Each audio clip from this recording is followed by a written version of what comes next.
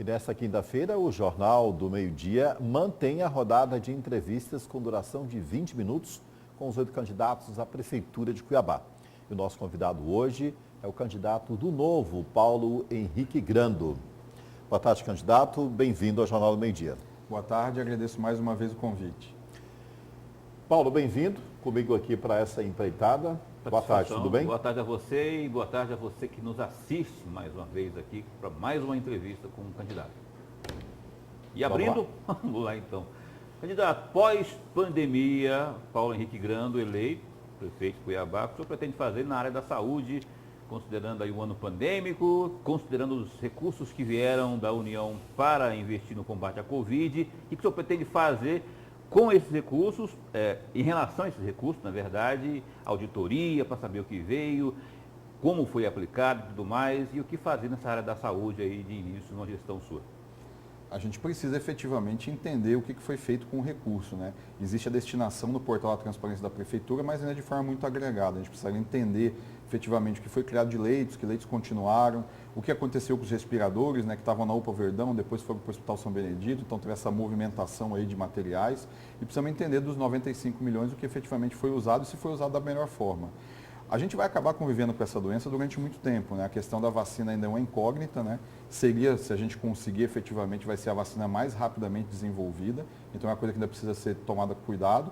Então a gente precisa efetivamente recapacitar e entender que a gente vai conviver com essa doença como a gente convive com outras doenças sazonais. Então a gente precisa dimensionar corretamente a estrutura de atendimento, principalmente de UTI, para que a gente efetivamente tenha o suficiente para voltar à vida normal. Porque essa situação que a gente está não pode se prolongar por mais muito tempo. As auditorias, o senhor pretende fazer ou não? Ah, sim, não. A gente pretende investigar os valores, sim, com certeza. A gente precisa olhar, ver se foi usado corretamente, se foram entregues. Até porque é uma quantidade de recursos que substancial, né? É mais de 10% do que Cuiabá gasta por ano em saúde. Então você precisa dar uma olhada de novo e ver se está tudo lá, foi colocado, foi instalado. Na opinião do senhor, já há suspeitas aí de desvios, ou seja, da atual gestão, secretários afastados, isso culmina numa suspeita de que o dinheiro não foi aplicado corretamente? Não chego a suspeitar de corrupção, mas suspeito de mau uso, né? De um uso indevido, um uso incorreto. Porque, por exemplo, você vê, no meio da pandemia, uma das coisas que a gente teve foi a contratação dos drones. Algo completamente ridículo, completamente desnecessário, algo que uma pessoa simplesmente com um borrifador costal podia fazer, e você tinha uma pessoa sentada na caçamba de uma caminhonete operando um drone a 1,5 metro do chão. Então não faz sentido nenhum. Então a questão mais da malversação, ao invés de só a questão da corrupção. Tem que olhar se foi corretamente aplicado e aí ver quais são as medidas cabíveis. Como o senhor pretende lidar com esse fator corrupção, aliás, o combate à corrupção numa eventual gestão sua? E eu falo mais notadamente em relação, na relação com o legislativo, rapaz, porque ali tem, para se governar, tem que se adquirir a tal da governabilidade. E ali nasce o chamado toma lá, dá cá, que na verdade nada mais é do que a porta de entrada para a corrupção. Como você pretende fazer? Isso é um grande problema porque acaba afetando a população em coisas que às vezes ela nem vê, né? Por exemplo, você tem gente furando fila em posto de saúde, em UPA, em creche, né? Porque você acaba tendo uma troca de favores, inclusive para privilegiar determinados eleitores, determinados bairros, o que não é o que a prefeitura tem que fazer, ela tem que ter um atendimento isonômico para todo mundo. Como que você faz isso? Quem dá o tom do relacionamento, geralmente, entre o executivo e o legislativo é o próprio executivo. Se ele começa o tom do jeito certo, falando sobre projetos, discutindo soluções, trazendo os vereadores para negociar soluções para a capital, você dá um tom. Se você começa comprando com cargos, emendas parlamentares, atendimento preferencial a bairros, isso simplesmente prostitui a relação e nada mais vai sair disso. Candidato, é cartilha do seu partido, né? Que tem inclusive esse nome de Novo, mas estabelece muitos fatores relacionados aí, pelo menos num discurso, de uma pauta liberal. Reduzir o tamanho do Estado, privatizar muitas coisas, ou seja, reduzir aí essa ocupação hoje, até a obrigação que o Estado tem sobre os contribuintes, vamos dizer assim. Mas a pandemia, na área da saúde principalmente, veio para mostrar que se o Estado não tivesse o SUS, por exemplo, se não tivesse essa estrutura, muito mais gente teria morrido sem atendimento. Como equacionar essa história hoje? Porque a gente percebe que, por um lado, o recurso existe. O problema é a má aplicação. Sim. Onde é que reduz o Estado? A grande O que questão a prefeitura poderia ter de redução? Por exemplo, vamos pensar, quando a gente fala de redução do Estado, a gente nunca fala em saúde e educação, até porque essas são duas áreas que o Novo considera prioritárias. Né? Mas existem alguns mitos que têm que ser desfeitos. A Constituição garante lá que todo mundo vai ter direito à saúde e educação. Isso é uma mentira. Porque você não consegue pagar para todo mundo. O que a prefeitura tem que focar é na população de baixa renda. Mas não faz porque não quer fazer. Não, mas o recurso tem. Não tem recurso para atender todo mundo. Tem recurso para atender bem e muito bem a população de baixa renda que não tem outra opção. Essa é a função, na nossa visão, do Estado. Atender essas pessoas que não têm outra opção. A pessoa, por exemplo, de classe média alta tem muito boa condição de contratar um plano privado. Não precisaria estar onerando os cofres públicos. Então, essa, inclusive, é uma defesa nossa. Então, assim, qual que é a ideia? Como você resolve esses problemas, por exemplo? Você deixa de fazer um bando de coisas que não deveria estar fazendo. Por exemplo, a prefeitura não deve ser dona de empresa, como já deixou de ser no passado na Sanecap, e tem gente querendo voltar a isso. A prefeitura não deve ser dona de transporte público, tem gente querendo implantar uma empresa de concessionária de transporte. Não faz sentido. A iniciativa privada pode cuidar disso. A prefeitura tem que cuidar de saúde, educação e ajudar na segurança do Estado. Você é contra, então, toda e qualquer municipalização de serviço público?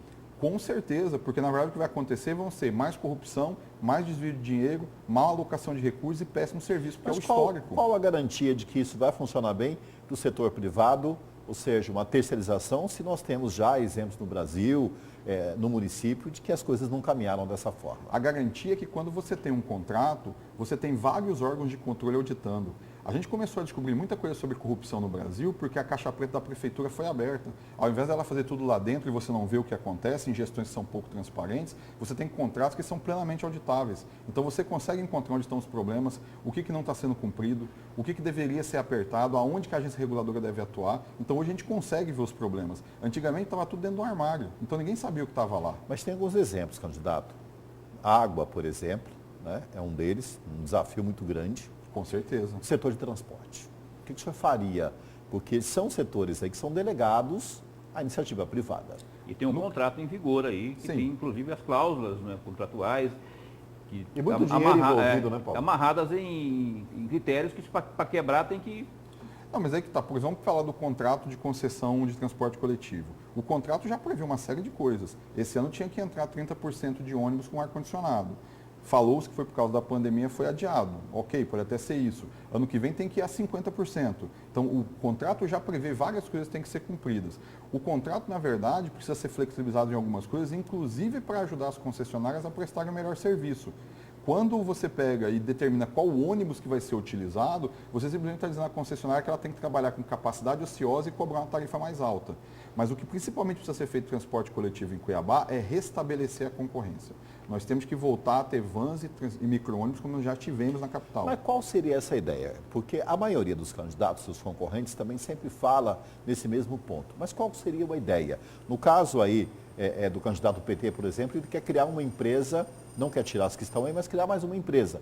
Vários municípios no Brasil têm essa empresa, que é uma espécie de empresa em espelho. Mas qual seria a proposta do senhor para resolver essa história, mas para dar garantia ao passageiro, ou seja, o usuário, de que ele vai ter decência e um preço justo? A garantia é o que a gente sabe de teoria econômica nos últimos 200 anos, que quando você estabelece concorrência descentralizada, não é a prefeitura entrar no jogo, porque a prefeitura é um concorrente desleal. Ela pode se bancar indefinidamente, prestando serviços até quebrar as concessionárias e depois começar a prestar o péssimo serviço, que é o que acontece na maioria dos casos. Você tem que fazer deixar, por exemplo, você quer ter uma van em Cuiabá? Está aqui os critérios, a concessão é baixíssima, você pode entrar imediatamente amanhã se você cumpre. Você Mas começa isso não vai virar uma bagunça, como já foi um tempo atrás? Não vai, porque o que acontece? Você vai ter os critérios, vai ter a fiscalização dos critérios e você vai ter opções para o transporte. Pensa o seguinte, é a mesma coisa a gente pensar que quando, por exemplo, surgiu os aplicativos de transporte, isso vai virar uma bagunça. Na verdade, aconteceu justamente o contrário. Tinha até briga de rua. Mas aí por quê? Porque tinha muita gente ilegal, porque para ter uma van era muito difícil, a concessão era cara, tinha corrupção no meio. Onde tem corrupção? Onde tem muito dinheiro? Se você baixa o valor da concessão... O senhor faria uma abertura, então, uma abertura dramática. Várias opções. Várias opções. Mas, quem atende, entra. Com todo respeito, eu volto a bater na tecla da segurança jurídica. Para o senhor abrir concorrência, o senhor tem que atropelar ou atropela o contrato que aí está, ou o senhor vai ter que acionar a justiça que vai deputar o VLT. arrastando na justiça por muitos e muitos anos, sem uma resolução. A não ser que o contrato foi drasticamente alterado em relação ao passado, porque a gente não tem o contrato disponível na página da Arsec, não se sabe o contrato exatamente. Não é público isso. Hã? Não é público esse contrato. Não é público ainda. Então, os contratos anteriores rezavam que as companhias, as concessionárias, não têm monopólio nas linhas. Até por isso existia antigamente em Cuiabá os O micro-ônibus. senhor está dizendo hoje, da forma que está, existe um monopólio estabelecido no transporte. Do jeito que está funcionando, sim. Então, assim, a prefeitura não pode conceder, na situação que foi feita, um negócio de monopólio. Se foi feito, aí você tem uma brecha legal. Parece que já foi um pouco engolido por isso, candidato. Está difícil ó, uma licitação, não é só do atual prefeito Emanuel, mas de gestões anteriores. O grande problema é que, assim, a abordagem sempre foi estabelecer uma solução única. Soluções únicas são soluções burras, que não entregam o que prometem. O que falta para o gestor que o senhor faria diferente para resolver isso? O que falta para o Cuiabá é aumentar o número de opções em todas as frentes. Se a gente está falando só em transporte coletivo, em saúde, em educação, você precisa dar opções ao cidadão, porque é ele quem decide o que ele quer fazer. Não é a prefeitura achando que é um iluminado que vai dizer como as coisas têm que ser conduzidas. Ela tem que abrir as opções. Nesse caso específico, então, o senhor defende aí, de forma explícita, a volta das vans, dos micro-ônibus... E de mais concessões de táxi. De forma mais fácil, com menos valor, com esse valor absurdo que hoje um ponto de táxi chega a custar 200, 300 mil, porque você tornou um negócio tão caro e tão monopolizado que ninguém consegue entrar. Como que deveria ser uma concessão de táxi? Um valor muito pequeno, baixo, né, porque você também tem algum tipo de triagem e a pessoa com Mas esse valor mais depois dos aplicativos também ninguém quer comprar. Não, hoje ninguém quer comprar, mas ainda continua sendo difícil ter uma concessão de táxi. Valia ouro, né? Valia preço de ouro. Em alguns lugares do mundo valia meio milhão. Mudando de assunto, para a gente aproveitar melhor o tempo aqui em relação às propostas, candidato. Educação. Cuiabá tem um déficit grande ainda de creches na primeira infância ali para resolver essa questão aí das crianças e também uma melhor qualidade de acesso às escolas, no que tange a quantidade de vagas, como também da existência de escolas. O que o senhor faria de melhor na educação? Que proposta que o senhor tem? A grande deficiência que a gente tem de acesso hoje é basicamente em creches. Né? No ensino infantil, ensino infantil e fundamental, a gente está quase em 100%, estamos em 98%, 97%, está muito próximo. O grande problema das creches é assim, a prefeitura não consegue, só com unidades próprias, resolver o problema. Cuiabá hoje tem atendimento em cerca de 36%. A gente vai conseguir chegar com um esforço muito grande a 50% em 2024, que é a meta do Plano Nacional de Educação, que era para o ano que vem e não vai ser cumprida e já foi adiado. Como que você faz isso? Você precisa aumentar o número de creches conveniadas. É assim que São Paulo, em 8 anos, cresceu 60%. É aquele famoso voucher? Não é o voucher, ele é um pouco diferente do voucher. O voucher também é uma opção para você ter mais vagas, mas a questão é a seguinte, você tem creches hoje que trabalham, por exemplo, de entidades filantrópicas, beneficentes e religiosas, que você pode credenciar e usá-las. A prefeitura já faz isso, mas o número ainda é muito pequeno. Mas a qualidade do ensino, a qualidade do que é aplicado ali, não fica comprometida? Não fica. Até a fiscalização desse serviço? Não fica, porque você tem um contrato com elas. Isso só é renovável se o contrato for batido. Mas estão aí as OSS que provam o contrário, que mesmo tendo essa fiscalização, mesmo tendo o contrato, acaba deixando a desejar. Então vamos lá, você tem a OSS que deu esses problemas. Eu concordo, mas sabe, a gente descobriu, conseguiu atuar e acionar as que tinham um problema. Como que você aciona o posto de saúde? É impossível, você só vai reclamar na prefeitura. Não funciona e continua sem funcionar. Você só vai conseguir fazer alguma alteração depois de 4 anos. Então, a questão de você ter opções, você dá ao cidadão forma de se defender da ineficiência e dos maus gestores. Esse é o pensamento. A gente entrando lá, a gente consegue melhorar o posto de saúde. Nós falamos aí da questão do saneamento da água. O saneamento hoje ele já mudou nessa configuração. Mas a garantia do acesso à água, candidato. Tem uma empresa que passou por todo um processo, aliás, Cuiabá virou aí uma espécie de capital campeã em ter empresas e investidores nessa área, mas ainda tem dificuldades. O que o senhor mudaria nessa relação com a Águas Cuiabá, por exemplo, com esse grupo empresarial? O que cobraria dessa empresa para aumentar, digamos, a oferta? Tem dificuldade, concordo, está muito longe da perfeição, mas é só lembrar como era a Sanecap. Sanecap, faltar água em Cuiabá era simplesmente o padrão, tanto que as pessoas já faziam casas com caixas d'água maior, já prevendo que ficariam 2, 3 dias sem água. O que a gente precisa fazer com o contrato d'água de Cuiabá? A Arsec precisa ser mais atuante, que é a nossa agência reguladora, no acompanhamento do dia a dia e inclusive como uma opção técnica de oferecer soluções para a concessionária. Nós temos que trabalhar a 4 mãos, o problema é muito grande. A meta da concessionária é chegar a 91% de coleta de esgoto em 2024. É uma meta insuficiente, deveria ser 100%. Só que com isso a gente precisa equacionar o equilíbrio do contrato e a questão de investimento. Então a gente tem um desafio muito grande em Cuiabá nesse sentido. Mas isso não é muito pouco, não é nivelar por baixo, quando você fala, mas só olhar o que era a Sanecap. A Sanecap era muito ruim. Aí vem uma empresa, avança um pouquinho mais, aí tá bom. Eu queria saber do senhor justamente isso aí. Qual que é o nível adequado para que o cuiabano possa se sentir contemplado com um serviço decente na sua torneira, em sua casa? Não, primeiro assim, a gente não deve se satisfazer com a situação atual, mas a gente não pode simplesmente idealizar uma situação e comparar com ela. Então, idealizar uma situação hoje é desconsiderar todos os problemas reais que existem. Então, aumentar o saneamento básico no Brasil é um desafio gigantesco há vários anos. Isso não vai ser relacionado do dia para a noite. A gente está falando, por exemplo, de municípios no Brasil que tem menos de 30% de coleta de esgoto. Cuiabá, pela Arsec, está a 60%, mas só 40% é tratado. Então, assim, é um problema que exige um nível de investimento que o poder público é incapaz de fazer e já provou isso. Mas como o senhor coloca, candidato, que a impressão que dá que se o município não consegue, a prefeitura não dá conta, você passa para o setor privado. Nós temos algumas experiências no Brasil em que isso só não resolve, até porque os contratos são frágeis, eles são mal estabelecidos e quem já vem para assumir esse serviço público, digamos que não é a maioria, mas boa parte já tem uma má intenção de ganhar dinheiro fácil, vamos dizer assim, em relação a isso. Nós temos o exemplo da telefonia, das comunicações. A lógica melhorou muito do que era antes, que se pagava uma fortuna para ter uma linha telefônica. Mas hoje temos uma das piores internets do mundo e uma das mais caras também. Ou seja, o ônus disso é muito pesado. Eu vou te contar qual que é o problema disso. Você tem uma agência reguladora que foi capturada pelos regulados e hoje ela defende as grandes empresas. Por quê? Ela cria uma série de proibições que, na verdade, só favorecem quem está estabelecido. Isso acontece com a Arsec também? Com a Arsec talvez não, mas, por exemplo, a Arsec é limitada numa coisa que ela deveria atuar, que é, de novo, facilitar a abertura de postos artesianos. Porque isso implica no sistema uma concorrência com a concessionária. O que o senhor mudaria nessa agência? Primeiro, eu acho que ela tem que ser uma agência que trabalhe mais próximo da regulada, né, no sentido também de ajudar tecnicamente. A Arsec tem quadros técnicos, alguns inclusive vieram da Sanecap.